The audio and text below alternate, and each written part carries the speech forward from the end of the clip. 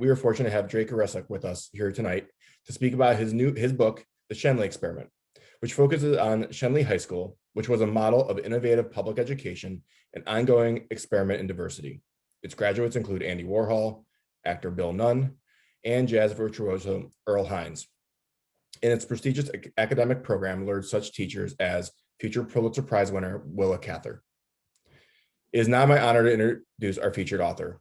Jake Oresick is the author of The Schenley Experiment, a social history of Pittsburgh's first public high school, Penn State University Press, 2017, which the Pittsburgh Post-Gazette called curious and compelling.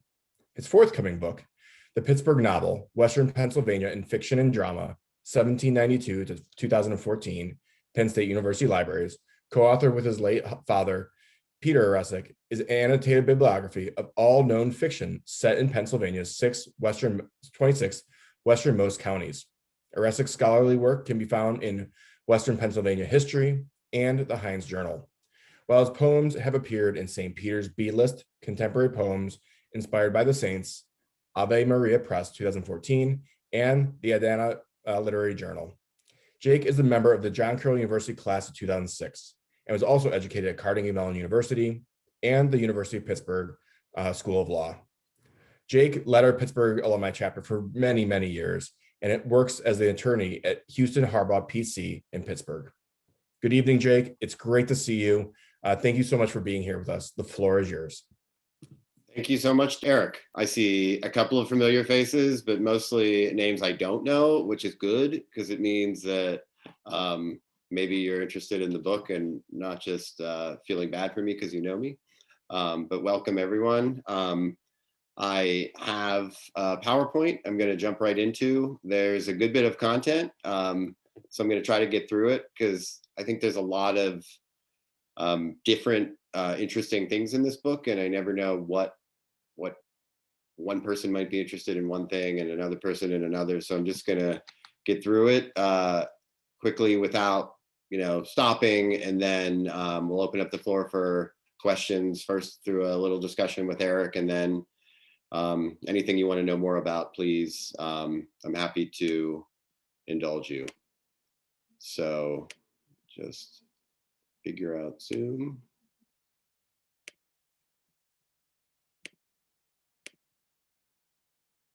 And is it working? You're good to go.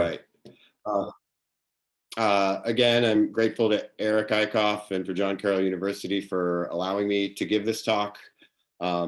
This book is the 150-year history of Pittsburgh's first public high school, Schenley High School. I'm an attorney, not an educator, and not a historian. So why did I write this book?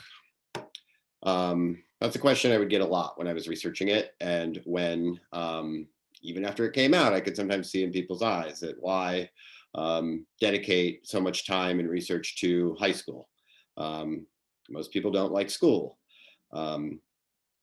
Some hate it, others tolerate it, and especially in high school, you're always tired.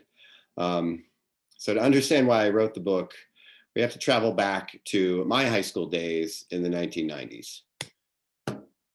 Now, if you can remember that far back, the Clintons were in the White House, fanny packs were the height of fashion, and cell phones were as large as a briefcase. There was no texting and no scrolling on phones. So as teenagers, we had nothing to do but talk to each other. And I'm glad we had to talk to each other because my Schenley High School classmates were extremely interesting. This is a real page from my yearbook, one of the years I was in high school.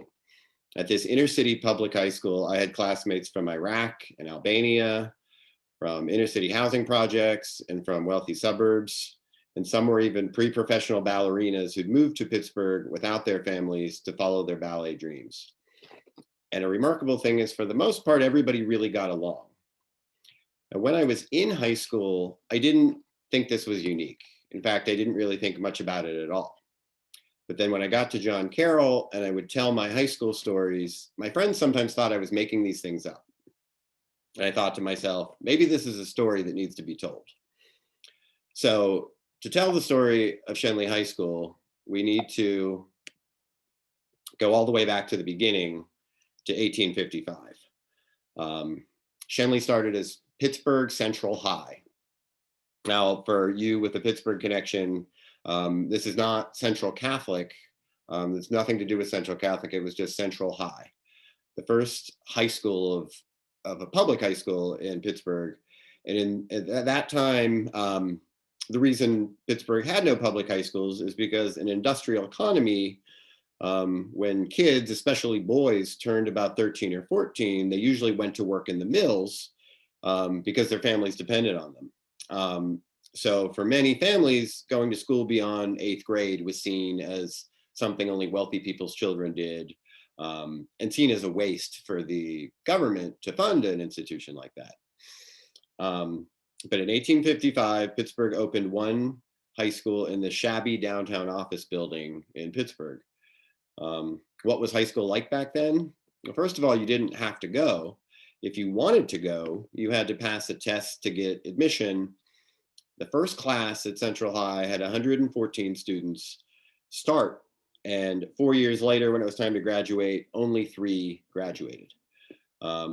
African Americans were excluded, and part of the coursework included Greek grammar, Roman mythology, and a class called uranography, which I've learned is a study of, I think, constellations. But Central really struggled in the beginning because a lot of the public resented its existence, that they didn't think we should be paying for this resource for rich people's kids.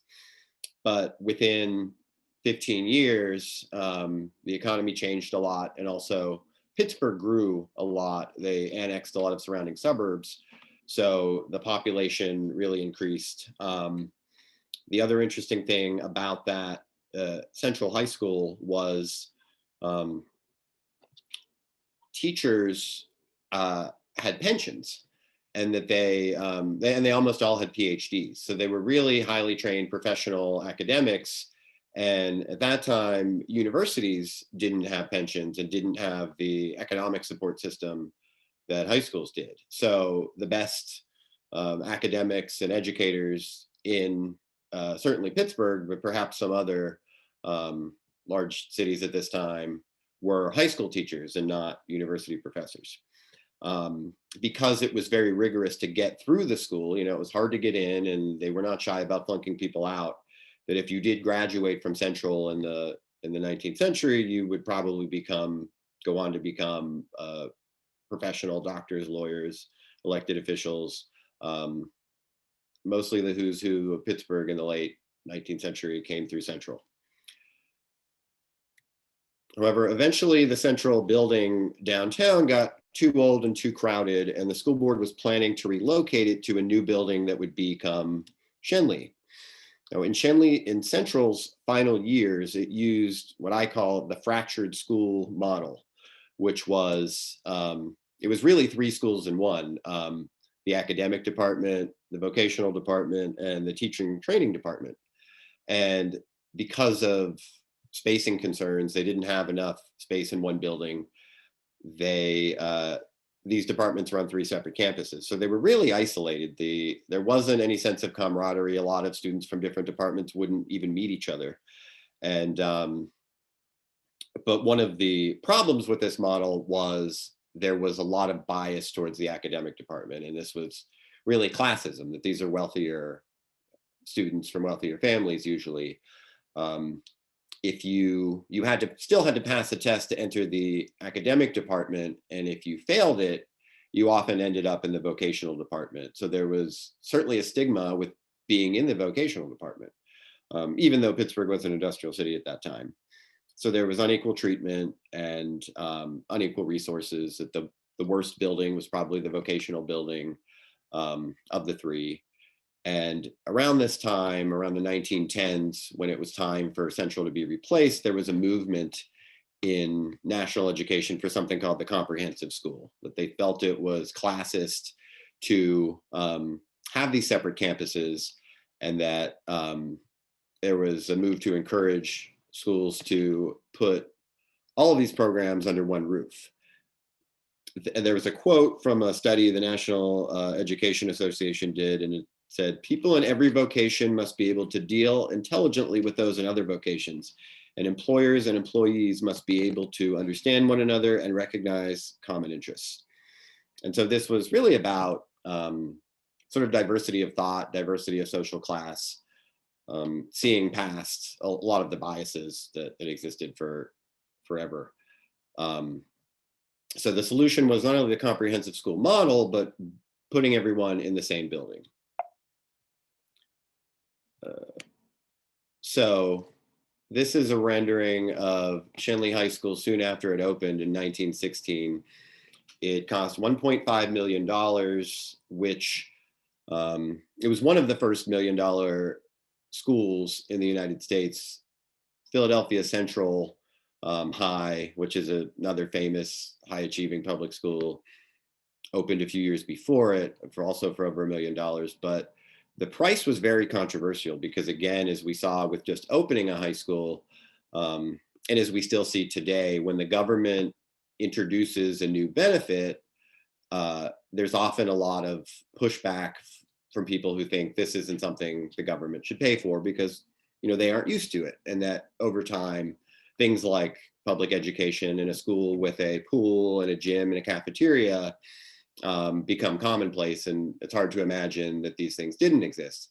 But that was a big part of drawing of the large cost of Schenley. That Central, you know, it had blackboards, it had chairs, it had hallways. That was really it.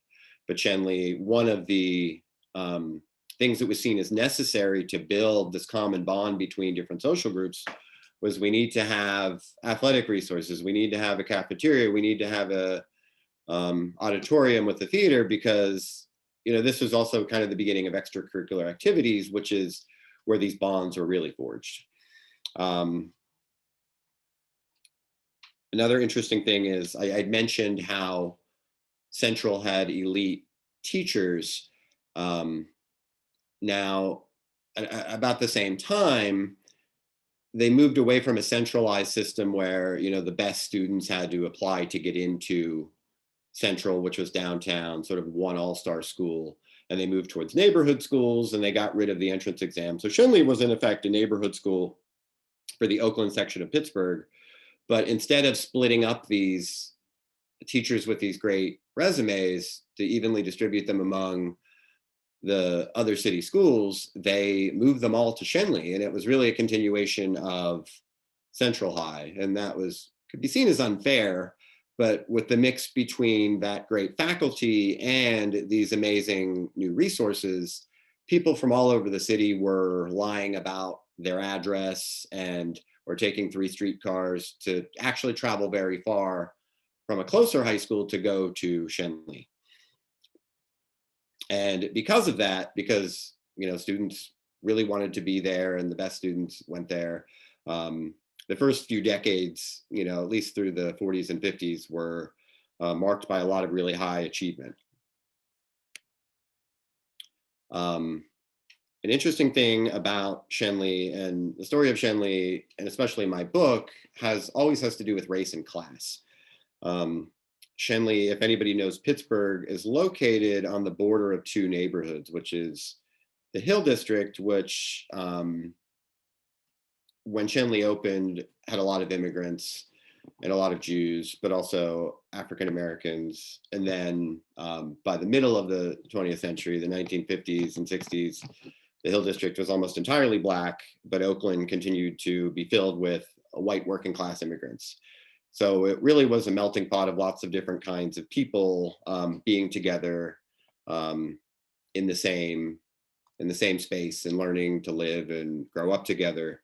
The other interesting thing about that was in those days there weren't charter schools. Most families couldn't afford private schools, so your public school within walking distance was really your only option. So if you didn't like people of other cultures, you really didn't have a choice. So it didn't have to go well, but it somehow did.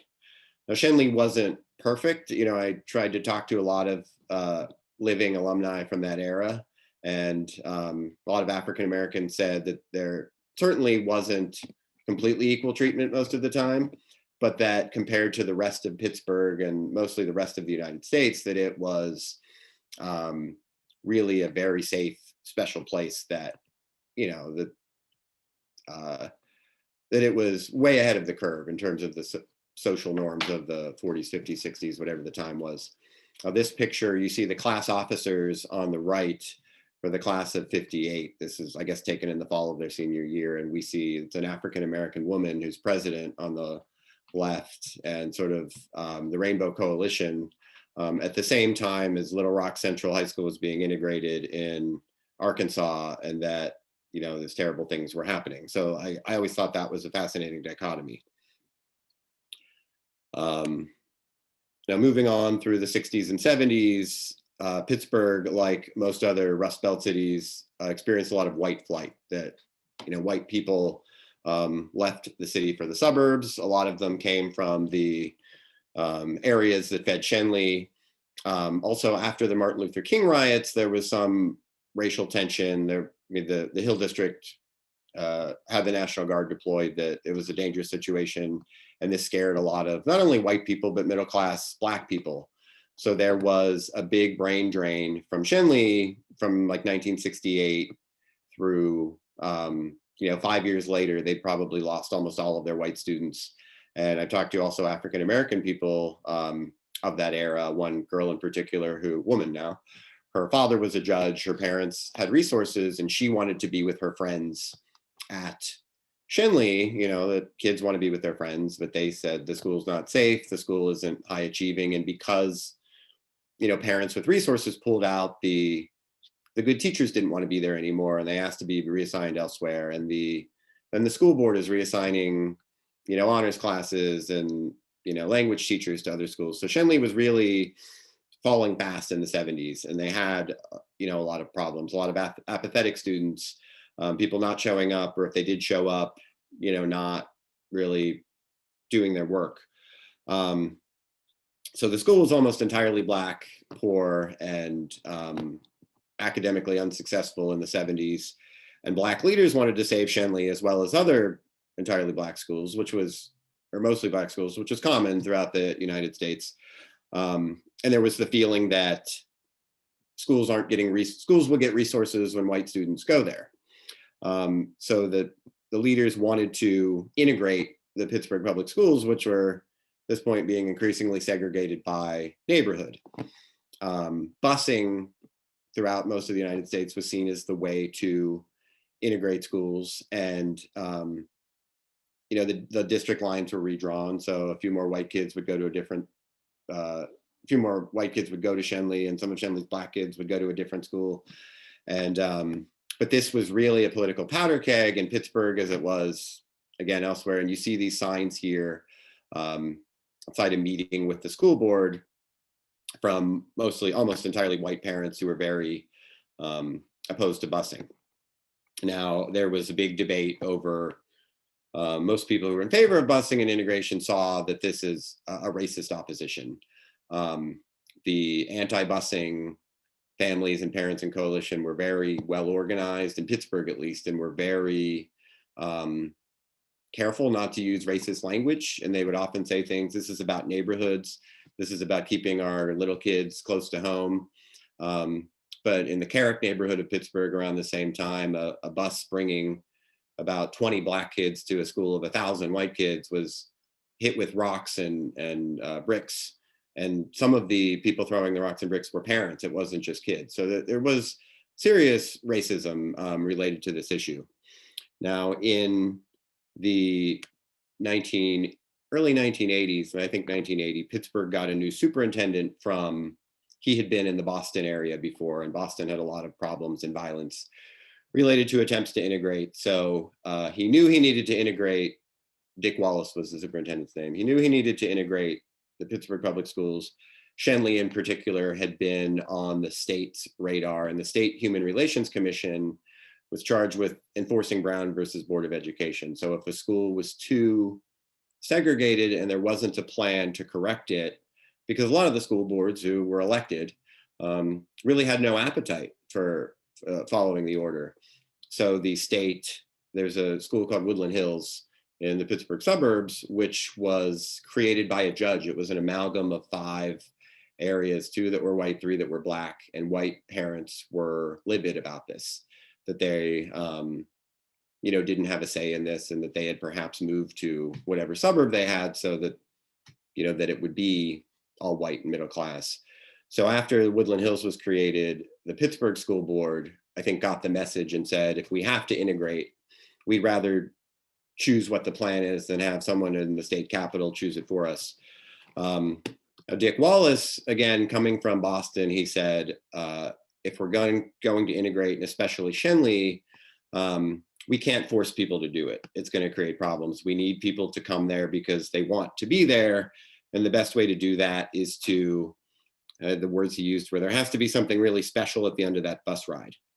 So he unveiled a number of innovative new programs. The International Baccalaureate program, which some of you may be familiar with, it's global. It's similar to the AP advanced placement curriculum.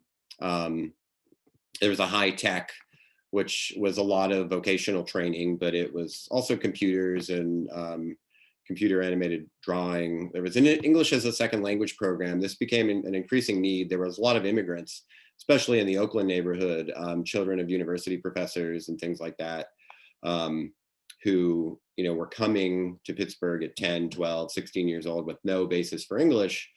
So it made sense to have one comprehensive program in the same building where these kids could get resources. And one of the most interesting programs was Pittsburgh Ballet Theater, the professional ballet company, realized that it's hard to find your next dancers, and that the best companies in the world in London and Paris had schools for, starting at like 12 years old, where the dancers come and they dance all day, and then they have tutors, and they don't really go to school in a traditional way, so that they, by the time that they're ready to graduate, they're ready to be integrated right into the company. So Pittsburgh Ballet Theater, PBT, wanted to do something like that, and the superintendent said, let's put it at Schenley. So that was a very interesting part of my high school experience, is sometimes looking to my left or right and seeing a very thin woman, usually with a wide gait, who might have had a Southern accent because she had moved here without her parents to, live with a host mom and dance all day and go to this public school where she didn't know anyone. So after Dick Wallace created these programs, there was a serious question about whether people would be interested and parents would enroll. And they had a mandate that, if Schenley didn't become, have a certain amount of racial balance within 3 years, that the state would intervene and break up Schenley. And to the delight of the superintendent, when they had magnet registration days where parents would have to physically go in person and register their children for whatever magnet programs they wanted to be in, because space was limited, you had these incredible lines. And this is a picture from the Pittsburgh Post-Gazette. My mother is actually in the sort of center bottom right, waiting in line, camped out. And because this was so important to parents, the line would start to form a day early and then 2 days early. And one year it formed 6 days early, and there was a snowstorm, and there was a lot of national press about it that made the Pittsburgh Public Schools actually look very good and say, hey, in other cities, people are fleeing the city schools as fast as they can. Here, they're camping out. But the superintendent also admitted to me, years later when I was researching the book, that, hey, we don't want someone to get pneumonia. There's got to be a better way. So eventually they pivoted to a lottery system.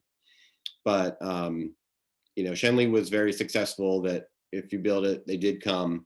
Schenley quickly achieved racial balance and also attracted students from more educated families. One interesting thing to me was that the class divide and the race divide weren't mutually exclusive, and that you had wealthy Black families and poor Black families, and you had wealthy white families and poor white families. And when I was interviewing alumni for this book, an African-American girl said to me, who had grown up working class, that she said it was really exciting for her to see wealthy Black people, because she had not seen that before and kind of didn't think that was possible, and kind of equated, some of the dysfunction in the poor Black community with, well, that's just a symptom of Blackness. And then she said, oh, that's not. It's education, it's class, it's access to resources. So I think it was really important in many ways, for all these different kinds of people to be together in one place. Schenley in the 80s and 90s started sending graduates to elite universities, and Schenley became a national model for urban integrated education. There were stories in the New York Times, the LA Times, the Newsweek.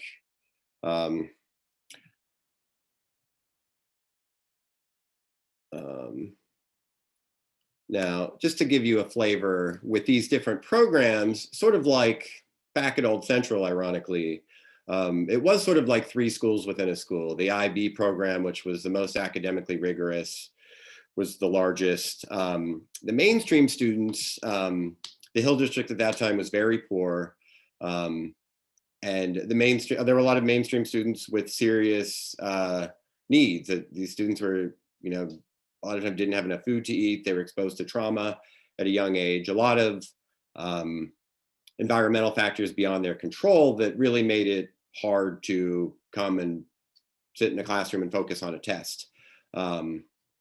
But Schenley also had a very interesting and progressive program for these mainstream students that, put a lot of resources into meeting their needs. And the school district spent a lot of money on it. And I talked to the teachers who created that program, and they said, you see all these things about education in America and how to reach these really failing populations or struggling populations. And what do we do? And these teachers said to me, we know what to do. It's worked before. It's just that school districts don't want to pay for it. And eventually by the late 90s and around 2000s, they stopped paying for these innovations. And that was to a huge detriment.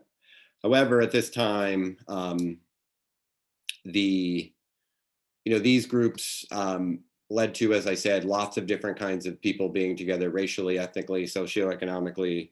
And because, high school is about pep rallies and football games and musicals and these other things outside of the classroom, people really got to know each other and like each other. And there was a great sense of camaraderie, and that a lot of high schools, people say, schools of drag and things like that, or they aren't big on their high school. And Schenley people would always say to me from other even schools in Pittsburgh, Schenley people are very proud, and it's weird. And I think a big part of it was, especially in my era, in the magnet era, that, my parents had to wait in line for me to be there, and my neighborhood school wasn't so good. So I was very happy to be there. I think that also led to people getting along, that especially with racial issues, especially a lot of the white kids weren't from the feeder district and came there by choice. So if you had a problem with people of other cultures, or your family had sort of taught that to you, your parents probably weren't waiting in line for you to be there. So everything was really great for about 25 years until 2008, when a new superintendent came to town, and the enrollment for the entire school district had fallen a lot, and it was necessary to close lots of buildings and consolidate schools. And nobody thought Schenley would be one of those schools, because it was really high achieving and there was a waiting list to get in.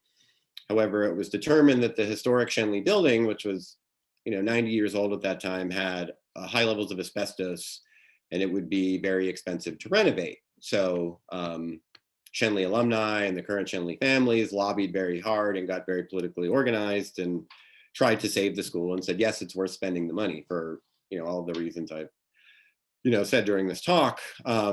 However, the superintendent, who was actually, interestingly enough, President Teddy Roosevelt's grandson, Mark Roosevelt, who also didn't have a background in education. He had been a state legislator and he was an attorney.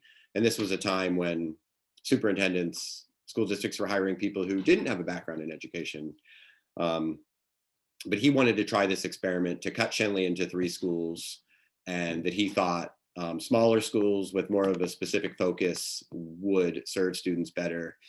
This was very controversial, in part because, as you see on the screen, the IB program would become the Obama school.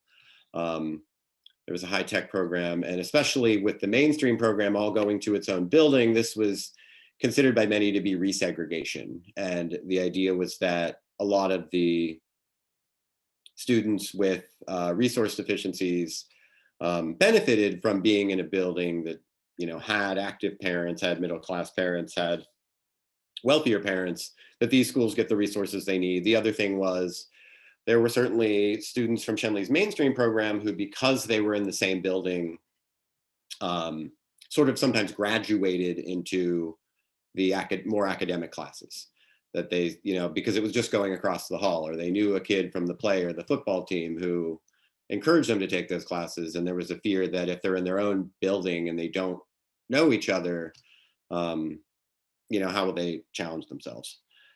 So the superintendent got his way, and it was a 5-4 vote, and Schenley ultimately closed in 2011. Now, I was very disappointed by this decision, but I also tried to be as unbiased as I could, although I'm admittedly biased, but also trying to think in a bigger picture as I was researching this book, how to, my sense of memories and my fondness for the school, perhaps shouldn't be more important than the needs of real kids who are in these programs now and, don't care about what happened 100 years ago or 20 years ago, but just need to get the best resources. So I, did some research on, maybe the superintendent was right, are students better served in these smaller, more specific schools? And the good news is that the high-tech school and the Obama school are doing very well, that these are the state proficiency tests from 2018. The bad news is that, as predicted, the school university prep that housed the mainstream students is really failing. And, they go through about a principal a year, and students have real problems there that from talking to the staff, that the school district still isn't spending time and resources on. But, I think one of the biggest tragedies is also that these kids, so many of whom are from different backgrounds, aren't getting to be together and know each other, because I thought, in my experience, and many of the people, whether they were 100 years old, I actually interviewed a guy who was 101 years old, who was a Schenley alumni, or they had just graduated when I started my research, that was a common theme, that this sense of togetherness and this really unique diversity was a factor they thought was special and they thought served them well throughout their lives. So that is the PowerPoint, and I am happy to hear what you think or answer any specific questions. Well, Jake, thank you so much for walking us through the history of Schenley.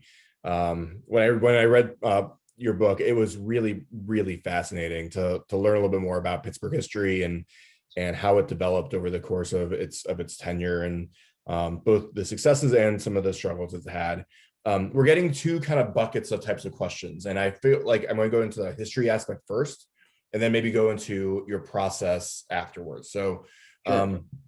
I know when I was reading your book, the motto was "Enter to learn and go forth and serve." In your assessment, how well do you think Schenley lived up to that motto? And then, are there areas that you feel like it really excelled? And then, are there areas that you feel like, while they tried, it just kind of failed and fell flat? Enter to learn, go forth to serve. Well, of course, the school was different things at different times, at least at my time.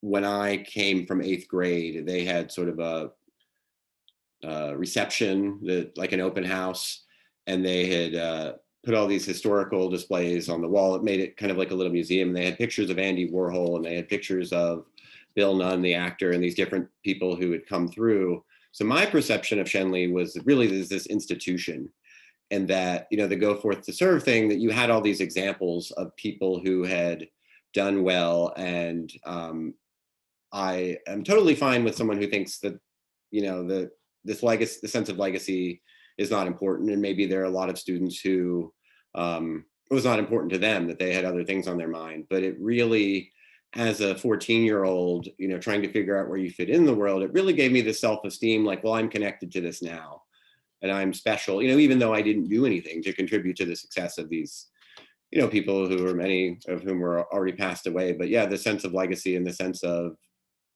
that we have elected officials, and we have artists, and we have athletes, and all these things. But the other thing too was, I remember in the gym class, the teacher would keep track of whatever we had to do, the 50-yard dash, the 40-yard dash, the push-ups, the sit-ups.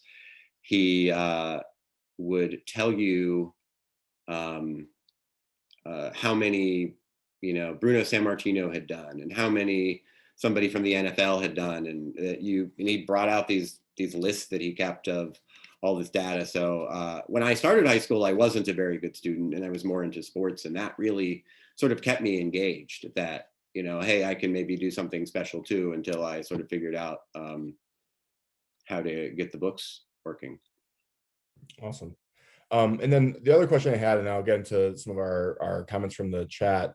I know you obviously speak a lot about race and different ethnic groups at Schenley, and I know there's a lot of turmoil in Pittsburgh, most like any other city across the United States. What do you think the racial and ethnic legacy is of Schenley?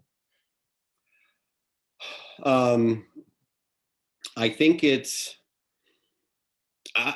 really remarkable that, the book is broken up into chapters that are chronological, like 1910s, 20s, going forward.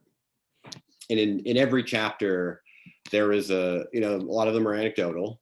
Some of them are more data driven, but there was in every chapter, there was a story I couldn't believe, at least based on the era, that defied, racial and social norms. That in the 1920s, there was a county-wide debate competition. So you would, be the champion of your school, and then there was the various school districts, and then there was like the final five at this big auditorium, and the Schenley representative was African American, and this is 1924, and the other opponents were white. And that back in those days, there were men on the cheerleading team.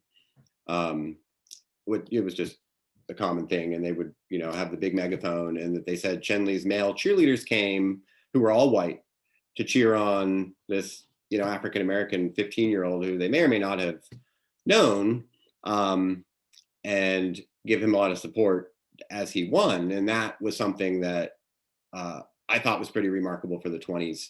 The other thing that was a great resource that sort of helped me prove those kinds of things was Pittsburgh's black newspaper, the Courier, dealt, very candidly with race when, the school yearbook didn't, the mainstream paper didn't. And that, there would be articles that would say, there are a lot of racial problems at such and such high school on the north side. They aren't really having those problems at Schenley. And that these were the people who were affected. And you're really not going to hear that from the sort of the dominant class or the dominant racial group. That, and I would find in other decades too that, where white people were the majority, like in the 40s or 50s, that, they sort of would have a rosier view of race relations. So I always found it important, and my editor was very good at this. And she actually said the 70s, when things were flip-flopped and there were very few white students, she said, you cannot publish this book until you find white students from the 70s to tell you what it was like, because you can't paint a picture of a time until you kind of hear the underclass. So yeah, the answer to your question is, I think it was a remarkable legacy of, it certainly wasn't perfect, it certainly wasn't utopia, but it was a step ahead of wherever Pittsburgh was at that time. The other thing that I think is important is, people don't have to have the same political views. People don't have to have the same necessary, views on race or these other controversial things that are happening in the country. I do try to appreciate diversity of thought, but something that's important from Schenley for me is that the experience of knowing people who are different than you, and not saying, and not having these ideas that I know what this is like because I see it on TV, or I know what this is like because I hear it in a political speech, or I see data that, hey, I had a friend who was on food stamps, or I had a friend who was Iraq war refugee. And it kind of gives you a sense of empathy and humanity that say, hey, try to assess everyone as the person. That is pretty remarkable for sure. When you can, you interface with so many different people, I think it becomes you become a more well-rounded person, which is pretty phenomenal. A quick story from James Connell, because you mentioned the debate team back in the 20s. He went to Gibble Height Catholic in the mid 60s, and he always debated Schenley. And anytime they debated Schenley, they hated to draw the Schenley team because they were so tough. So James, thanks for sharing that. Quick question. Chris Kempf asked about athletics and football games. How did that work at Schenley, and what were the important different sports that were prevalent at Schenley? Schenley would always be known as a basketball school. That they won 5 state championships, which when the school closed, I think was the most, or at least tied for the most in the largest classification. The other interesting thing about the basketball program is, and somebody who wrote a book about all Pennsylvania high school basketball, brought this up to me, is that as time went on, that school districts would recruit. I mean, that happens all over the country. Sort of improperly, or other school districts would sort of merge and become larger and have a more expansive, field from which to draw good athletes. And that when Schenley won their last state championship in 2007, that they had 3 players who went to the NBA. One was there for years, the other 2, appeared in 1 game. But I mean, that's pretty uncommon, and that they all grew up within a mile of each other, and that they were like organic Hill District kids. So the basketball program had a huge influence. I talked to I got contacted when I was researching this by a number of people who didn't go to Schenley, but who maybe lived like a half hour away, who said the teams were really good in the 60s or 70s, and I would follow them, and I would drive to Johnstown, PA, or I would drive to Harrisburg, PA, to see their games. So I thought that was really unique, or they sort of became fans. The other interesting thing is, one of the guys who said that was from a school that was predominantly Jewish, and he said he was about like 5'6", and trying to guard someone who's 6'6", and that the Schenley just destroyed them, but they were just very nice to them throughout the game, and that they had played, one of Schenley's rivals, which was also a tough, predominantly Black urban school, and that they had things thrown at them and stuff, and they said, these schools are only a few blocks apart. Why were the Schenley guys nice to us? But then they became fans of them after that. But it was primarily basketball. But when I was there was definitely an effort to encourage the other cool thing was, like, basketball and football players would go to like girls soccer games and volleyball games, but there was a big ethic of call it chauvinism, but there was a big sense of pride in that we really wanted to win everything, like a lot of communities do. Sure. I know you love Pittsburgh, through and through. When you were researching this book, or at any point afterwards, did you ever compare Schenley to any other high schools, maybe outside of Pittsburgh, and Cleveland, Buffalo, Detroit, in other regions of the nation? I didn't have occasion to very much. I would, I'm always interested. Every once in a while, there's a blog, or not a blog, a podcast about integration called Nice White Parents, where they talk about a lot of these issues that experienced in the 80s. And as I was listening, I heard of a couple schools that sounded like Schenley.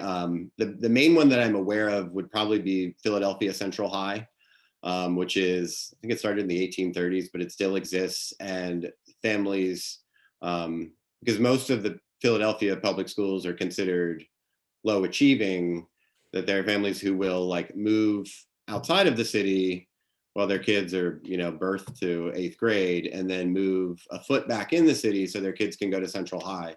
Mm. And that it's very competitive. I think there's still an exam that you have to pass. It's very diverse, ethnically, racially, but very academically competitive.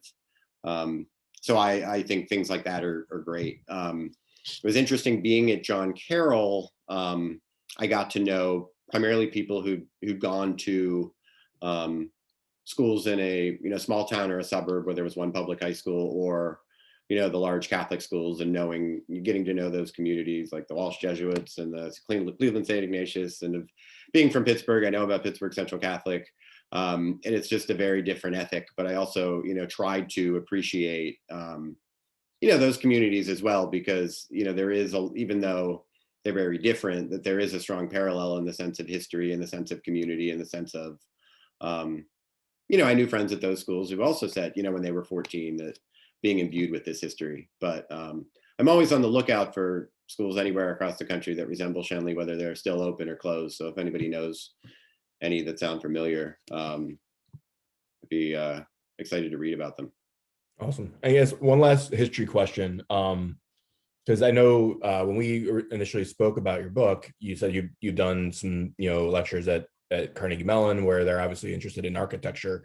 And I have to say, Schenley High School, the building itself is really uniquely shaped and pretty, the architecture is remarkable. Can you share a little bit more about, why that may have been that designed that way, or maybe how that impacted your education?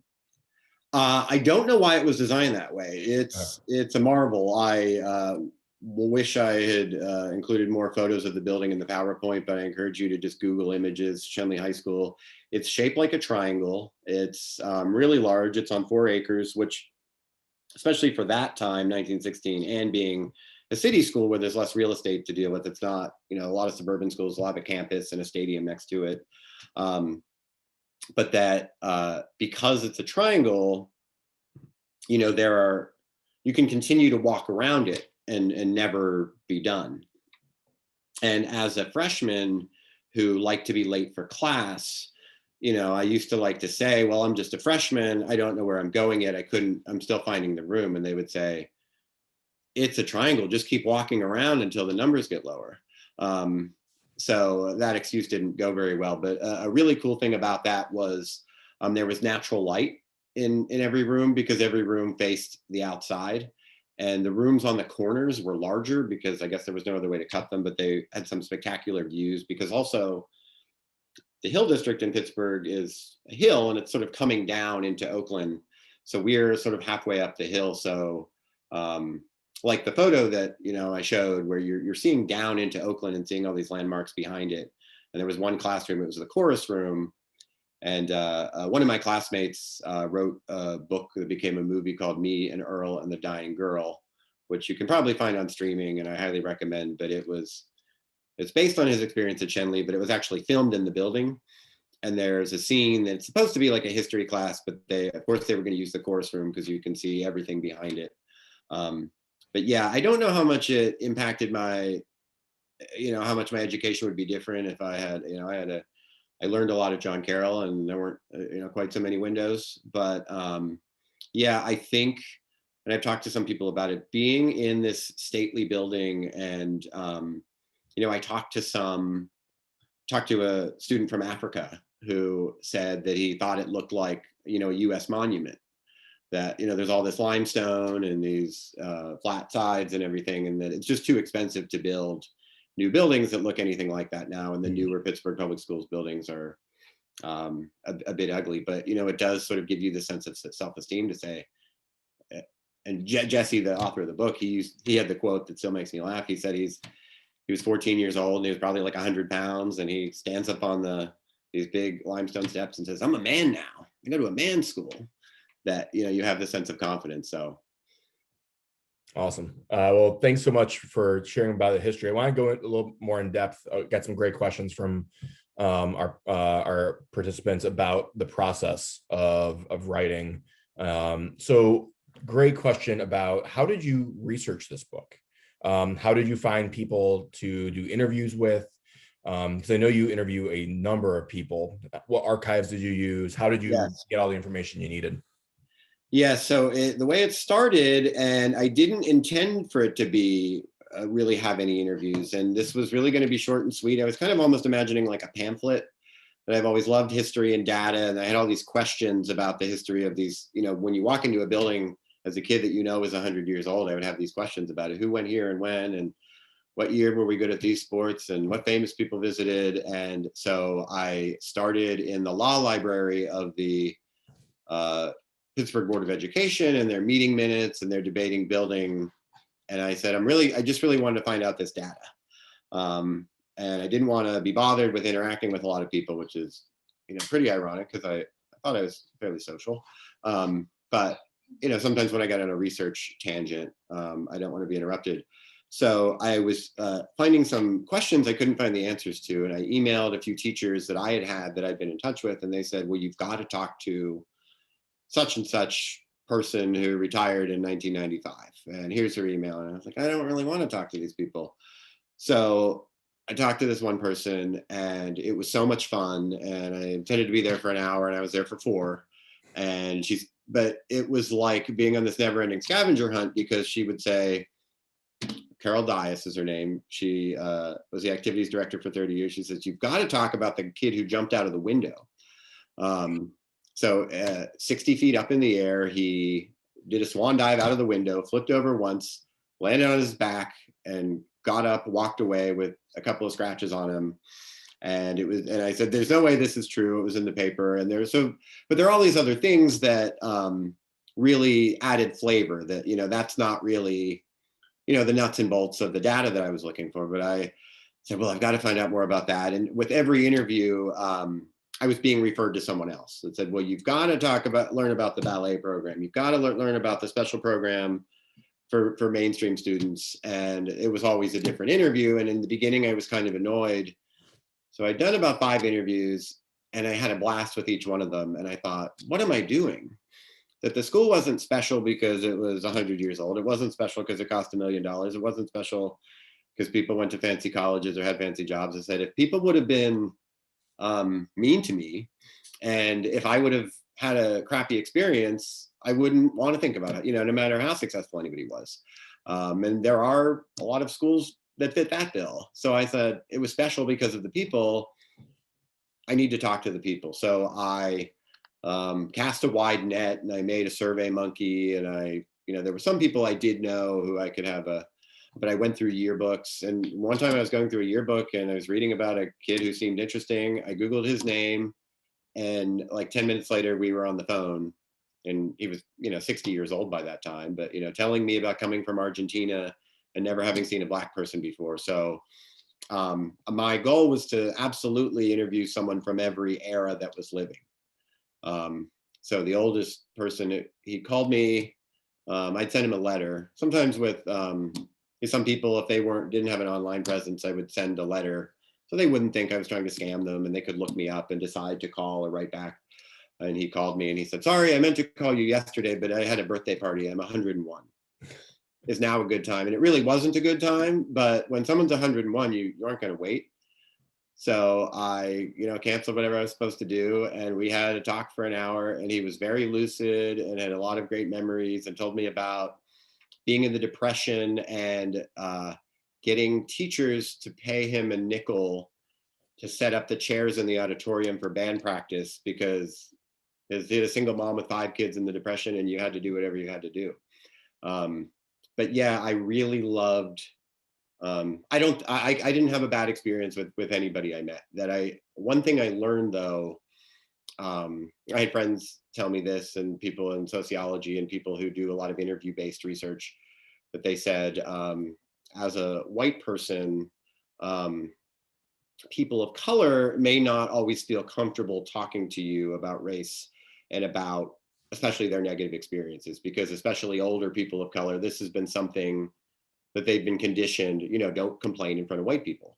And that, without, being insulting, but, how do I sit down with someone and in one meeting, sometimes it'd be a follow-up call, but win their trust to have them share, things that happened to them when they were young that may not have been so pleasant.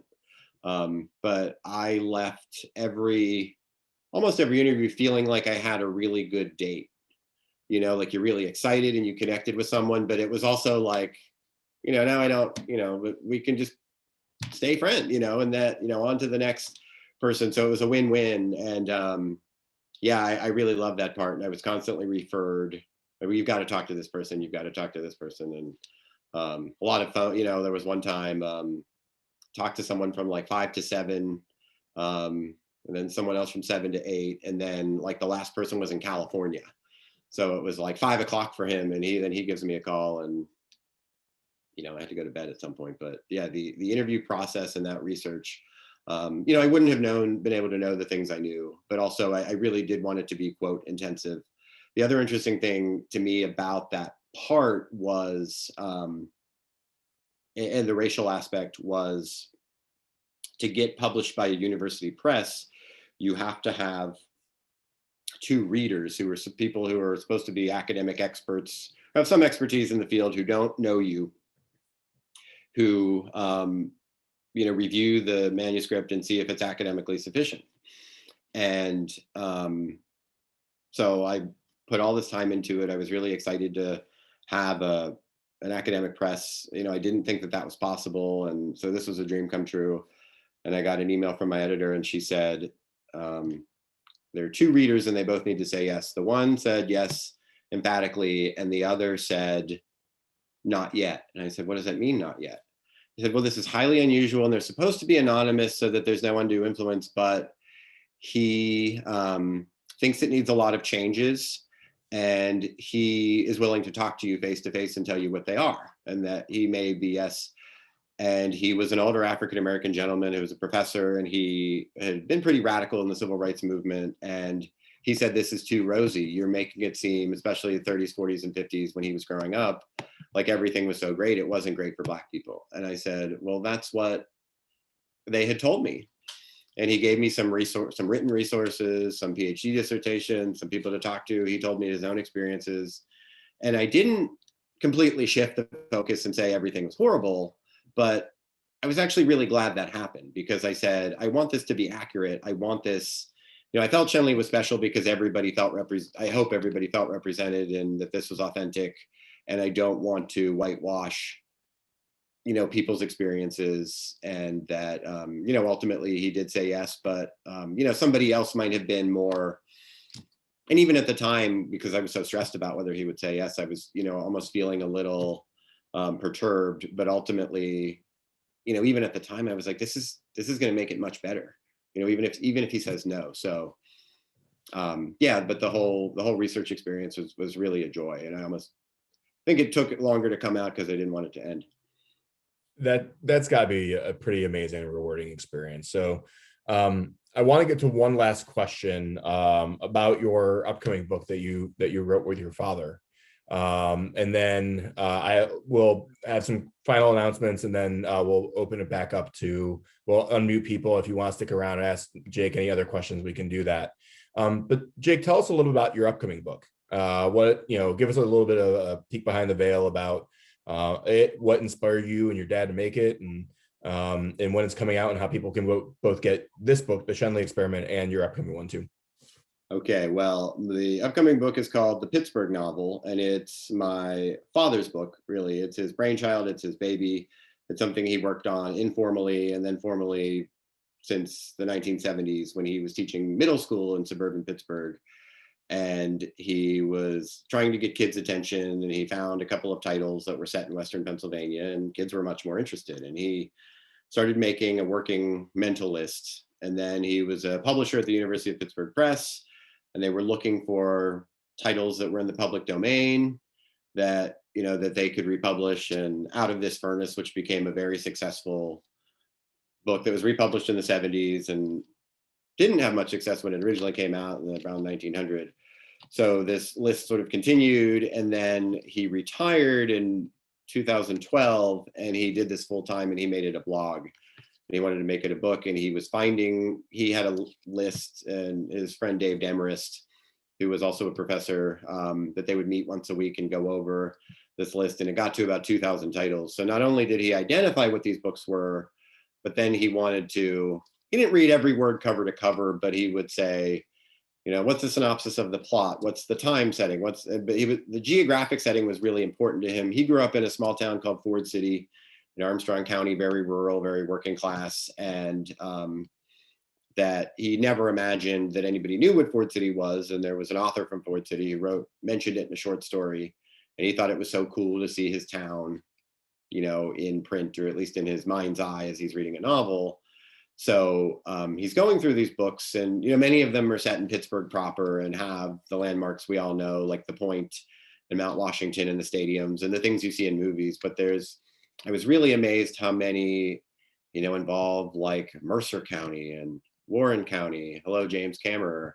And that the Pymatuning Reservoir and Somerset and all these places that I didn't know very well. And as I would continue to review my dad's work, I would say, I can't wait to talk to this person about it and say, I bet you never realized, places that were special to you are in print.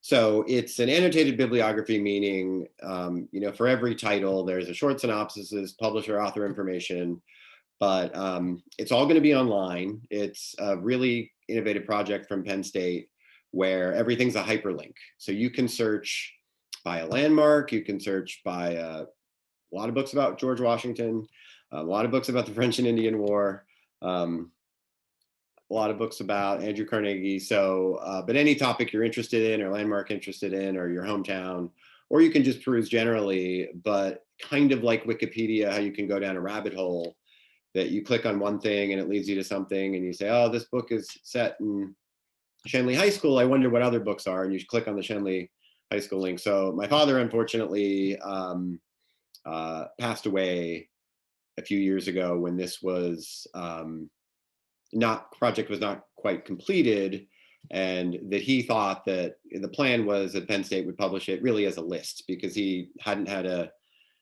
opportunity to finalize, I know that this book is a Pittsburgh novel, but I haven't perused it yet, or this part needs edits. So soon after he passed away and before my book was coming out, we had a call with Penn State, my mother and I, and we really just, you're going to publish the list? And they said, the powers that be don't want to publish just a list because this is, a press, but we think Jake should finish, Peter did about 70% of it and these titles, we think Jake should do the rest. So in the beginning, I was a little overwhelmed and feeling like, I was exhausted from the Schenley Experiment and I just needed a break. And this wasn't my passion, it was my dad's passion. But it became a really beautiful experience because, he had just passed away, weeks earlier when I started. I would go to the Carnegie Library in Oakland and Pittsburgh and pick up like 20 books and try to peruse them as fast as possible. And as I would read, I would talk to him. And in the beginning, I would say, Dad, what'd you get me into? This is so boring. If I read one more book about George Washington, I'm going to scream. And then, within a couple months, I was like, oh, this is so cool. I wonder how you would classify this one, because he had, everything was really organized by data, but it was this really cool way to honor him and finish the project, but also sort of mourn and really interact with him.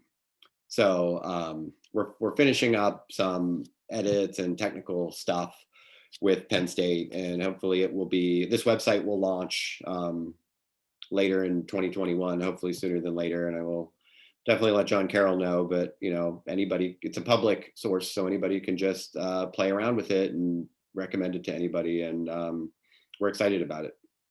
That is absolutely phenomenal, Jake. I think it's really pretty special that you picked up the torch from your dad and you finished his goal, his dream. I think that's really, really special. One last question: how if someone wants to buy the Schenley Experiment, how can they do that? Somebody wants to buy the Schenley Experiment, I would recommend going to psupress.org. The Penn State University Press is the publisher. They sell it. You can use a promo code JO17. That's my initials in 2017, the year it came out, and you'll get 30% off. You can also buy it from Amazon or Barnes & Noble, your local bookstores that the press likes me direct it to them. But if you are a Prime user or you prefer to get it another way, or you prefer to get it it's in the John Carroll Library. I know that, it's also an ebook. I can get, actually, it's on my iPhone. It's available with the books link. So there are a lot of different ways to get it. And someone who spends a lot of time on this, I remember going back, and it reminds me of the South Park episode where Metallica was complaining about people downloading their work for free, and they didn't want to like make music anymore or something like that, and thinking, oh, I hope I ever have the chance to create something anybody would even want to consume. So while I certainly think artists should be compensated, that if anybody's even remotely interested, whether you get it from Amazon or you get it from the library or you get it third hand, that I'm just very flattered that anyone would be interested, and I just hope you find something in it that excites you. Well, thank you again, Jake, for being with us tonight and sharing your love of Schenley High School and how it shaped the minds of the Pittsburgh youth, and then how politics shaped it. And we really appreciate it. We are really fortunate to have you within our JCU alumni community. And thank you for all of you who joined us this evening. We truly appreciate you being with us.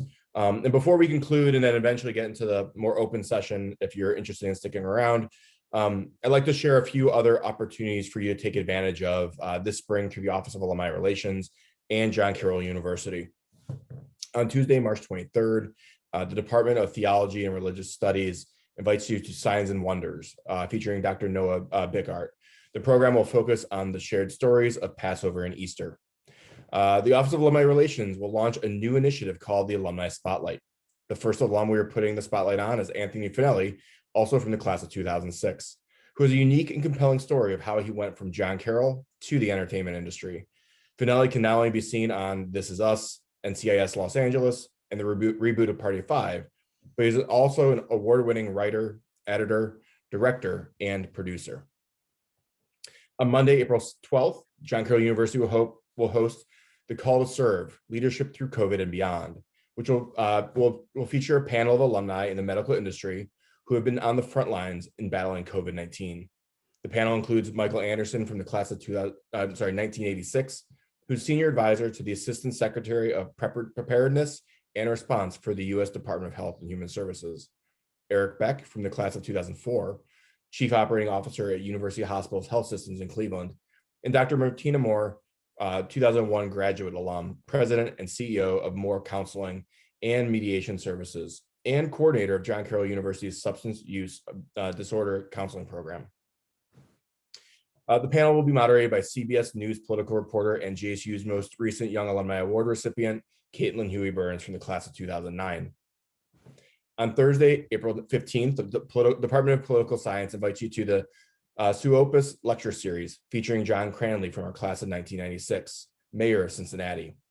Mayor Cranley will reflect on how he and the City of Cincinnati administration navigating through these difficult times over the past year, and what opportunities are on the horizon that brings him hope for the better days. On Monday, April 19th, John Carroll University will celebrate Founders Day. While this year will look very different than in previous years, and we really look forward to getting back to those previous years, we will still honor our Jesuit heritage and how it inspires individuals to excel in learning, leadership, and service in the region and in the world. We are incredibly fortunate to have the Very Reverend Timothy Kosicki from the Society of Jesus and a member of the class of 1984 celebrating JCU's founding with us. Father Kosicki serves as the president of the Jesuit Conference of Canada and the United States. Founders Day will help springboard the university into its annual Day of Giving, where we'll encourage people to give to what they love. And then finally, join Christopher Kempf, PhD, class of 2007, for our next installment of the Alumni Author Series, as he shares his recent publication, What Though the Field Be Lost, a collection of poems which uses the battlefield of Gettysburg as a way to engage issues involving race, regional identity, and ethics of memory. That program will occur on Thursday, April 29th. So as you can see, we have plenty of different ways that you can stay involved with John Carroll. For more information on these programs and recordings to all of our previous programs, please visit our website, jcu.edu/alumni. Finally, please consider a charitable gift to John Carroll in support of our students, our outstanding faculty, and our entire campus. If you've already made a gift this year, Thank you very much for your generosity. If you have not, please join me in supporting JCU so that we can deliver an outstanding education for our current and future Blue Streaks. Thank you again for joining us. Take care, be well, stay safe, and onward on, John Carroll.